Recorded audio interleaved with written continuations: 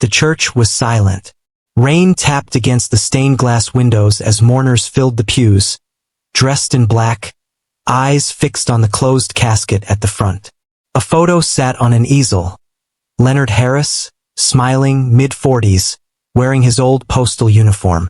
Above it, the words, "Gone but never forgotten." His sister, Ruth, stood behind the podium, voice trembling. "After 25 years of waiting, wondering, we can finally lay my brother to rest."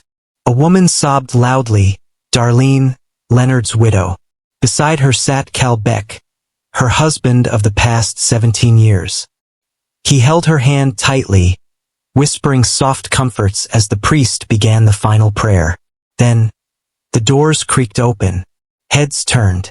A man stood in the entrance, tall, soaked from the rain. He looked older, roughened by time, with deep-set eyes and salt and pepper hair. He took one slow step forward, then another. People stared, then gasped. Ruth dropped her notes. Darlene's face turned pale. Her body froze. Cal's grip tightened. The man walked down the aisle slowly, not saying a word, just looking at each face like he knew them, like they were part of a life he had watched from far away. Someone whispered, That looks like." He stopped in front of the casket, then turned. "My name is Leonard Harris," he said, voice low but steady. "And I believe there's been a mistake." Gasps turned to chaos. Someone screamed. Ruth fainted. Darlene clutched her chest, shaking her head in disbelief. The man declared dead in 1999 had just walked into his own funeral in 2024. And no one, not his family, not his widow, not even the man who buried him, was ready for what came next. The year was 1999. Leonard Harris was a quiet man, 42 years old, a postal worker in Baton Rouge, Louisiana. He clocked in, did his routes, loved jazz on Sundays, and was fiercely protective of his family. Darlene, his wife, worked part-time at a bakery. Their two kids, Maya and Jordan, were still in grade school. He wasn't the kind of man who made enemies. But behind his calm routine, Leonard had stumbled onto something he shouldn't have. It began with missing mail, packages rerouted, social security checks never reaching the elderly, IDs showing up on the wrong doorsteps. He started asking questions, keeping a small notebook. Then he found internal memos, codes, and signatures, pointing to a black market identity scheme operating through the postal system. The names involved weren't just co-workers. Some were federal. He didn't know who to trust. He confided in one man, Cal Beck, his supervisor at the time. Leonard thought he was doing the right thing. But 2 weeks later, Leonard's car was found at the bottom of a ravine. Smashed. Empty. The driver's seat soaked in blood. No body was ever recovered. The town held memorials. News outlets speculated suicide. Some hinted foul play. But eventually he was declared dead. Case closed. Darlene was left alone. Bills piled up. Rumors spread. Some whispered Leonard had run off. Others believed he'd been silenced. 5 years later, Darlene remarried. The man who helped her rebuild was none other than Cal Beck, the very man Leonard had trusted. In truth, Leonard was alive. The night his car went over that cliff, Leonard had been chased. A dark SUV forced him off the road. He escaped through the woods, bleeding, scared, disoriented. A friend from his old army days, Marvin, found him later that night and smuggled him out of state. They burned everything: ID, wallet, past. Leonard became someone else. He lived in New Mexico under a false name, working odd jobs, never staying long.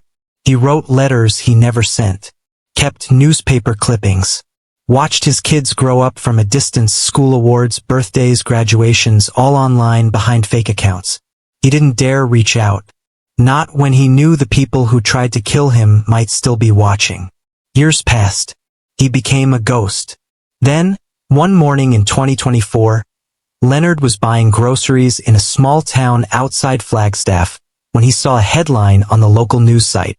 widow of postal worker lost in 1999 to hold final memorial service. His photo was on the screen. But it wasn't the article that stopped him. It was the man standing behind Darlene in the photo. Cal Beck, older now, wealthy, running for city council in Atlanta. Leonard stared at the screen, hands trembling. The man who'd covered up everything, who let him disappear, was now shaking hands with senators and kissing babies.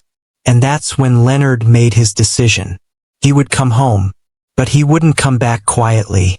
Leonard arrived in Atlanta 2 days before the funeral. He didn't go to his old neighborhood. He didn't call anyone. He stayed in a motel on the outskirts, watching from the shadows. Every movement had to be careful. He didn't know who might still be watching. But he wasn't the same man who fled in '99. Time had made him cautious, precise. On the morning of the service, he stood across the street from the church, watching as guests arrived. Black umbrellas, somber faces. He recognized some old neighbors, his former male supervisor, even his high school coach. But what shook him most was seeing Maya, his daughter, now a grown woman, holding the arm of a man Leonard didn't recognize. Then the doors opened, and out stepped Cal Beck. He looked polished, rehearsed, a gold pin on his lapel. He placed a hand on Darlene's back as she wiped her eyes, helping her up the steps like a grieving hero. Leonard felt a heat rise in his chest. The man who had orchestrated everything, who had taken his job, his family, and possibly tried to take his life, was now posing as the loving stepfather, the supportive husband. And he was burying Leonard again. Only this time for good. Leonard had seen enough. He turned and walked back to his motel, his steps slow but steady. That night, he opened a locked box he had carried with him for years. Inside, a flash drive, a pocket notebook, and a worn photo of his family, dated 1998. He powered on a borrowed laptop. On the drive were scanned documents he'd kept hidden all this time. Shipping logs, altered IDs, forged routing slips, all pointing to a ring of fraud committed through the postal system.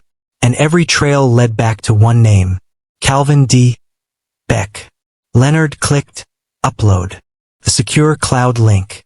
He typed a short note. The man in the casket isn't me. The man standing behind the widow. He's the one who should answer for what happened. He sent it anonymously to 3 inboxes. A local reporter, a former DOJ contact, and Maya. The funeral wasn't over yet. Maya sat in her car, staring at the email. It had arrived late in the night. No sender name, just a subject line. He's not dead. Inside was a single sentence, a link, and a photo attachment. The image stunned her. A picture of her as a child, standing with her father in front of their old house. She remembered that day. Her mother had taken the photo right before Leonard left for work. No one else had that photo. She clicked the link. Dozens of documents loaded. Scanned pages, spreadsheets, images of altered mail routing forms, whistleblower letters from 1999, and one name circled over and over again. Cal Beck. Maya's heart pounded. She hadn't trusted Cal growing up. He was cold, even controlling. But her mother had insisted he was doing his best. Now everything was unraveling. She called the number included in the message. The voice that answered was gravelly, hesitant, familiar. Maya, the man said. I didn't want to do it this way. She pulled over, hand trembling. Dad. Silence. Then a quiet, broken yeah. Tears blurred her eyes. She asked to meet. No cops. No press. Just the 2 of them. They met the next morning at an abandoned train yard west of the city. When Leonard stepped out of the shadows, Maya froze. He looked older, thinner. But his eyes, those steady brown eyes, hadn't changed. I thought you were dead, she whispered. I wanted to come back, he said. But I had to protect you. She hugged him hard. Years of grief, confusion, and longing collapsed into that one moment. Then came clarity. Together, they reviewed the evidence. Leonard explained how Cal used the fraud ring to launder identities, siphon insurance payouts, and silence anyone who got too close. He'd even orchestrated fake funeral policies, one of which was now being used to collect on Leonard's death. Cal had buried an empty casket to cash in and clean up the last threat Leonard posed. But this time, Leonard wasn't going to run. He was going to speak. The funeral was already underway when Leonard stepped through the church doors. His boots echoed down the aisle, wet from the morning rain. Every head turned. Gasps swept through the congregation like a wave. Darlene dropped her prayer card. Cal Beck went pale, lips parting in disbelief. Leonard walked slowly, eyes fixed on the altar, on the closed casket that was supposed to hold him. He turned toward the mourners. "My name is Leonard Harris, and I am not dead." The silence was thick. Darlene clutched her chest, swaying in her seat. Maya rushed forward and caught her before she collapsed. Cal stood frozen, jaw clenched, trying to read the room, trying to measure how much control he still had. Leonard reached into his coat and pulled out a folder. "Everything you're about to hear is backed by evidence. Documents that were sent to the press, to the authorities, and to people I trust." He opened the folder and began reading. Postal fraud, identity laundering, forged death certificates, insurance claims made under false names, all pointing to Cal Beck. He paused, locking eyes with Cal. "You tried to kill me, Cal. The night I trusted you. The night I confided in you." Cal forced a smile. "This man is clearly disturbed." Leonard snapped. "Then why is your name all over the stolen insurance payouts? Why is your signature on the false routing slips?" Maya stood up beside her father. "I've seen the proof. All of it." Whispers spread through the room. Reporters, already present for the memorial coverage, turned on their cameras.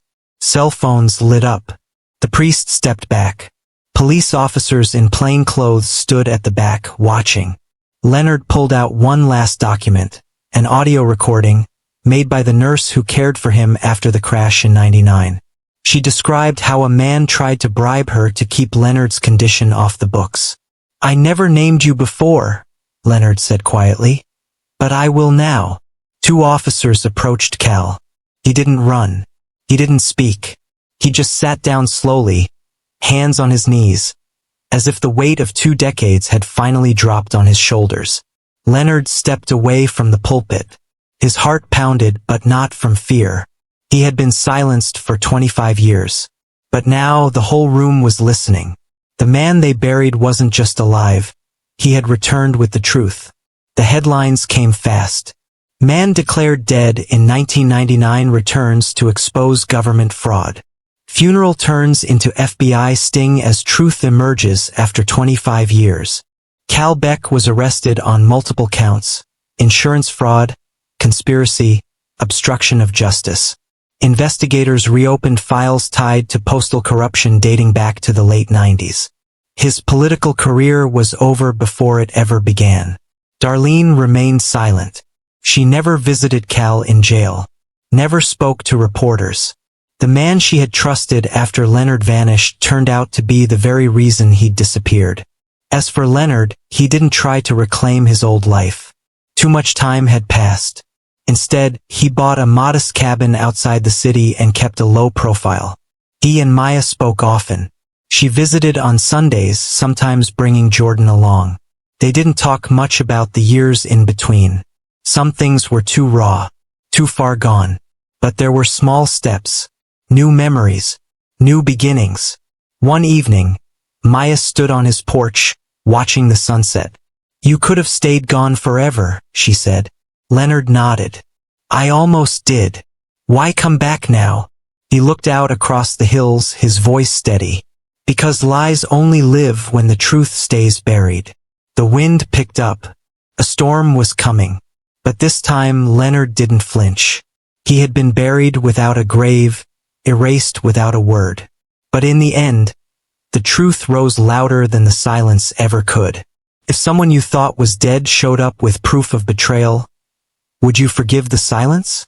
Or demand justice? Let us know in the comments below.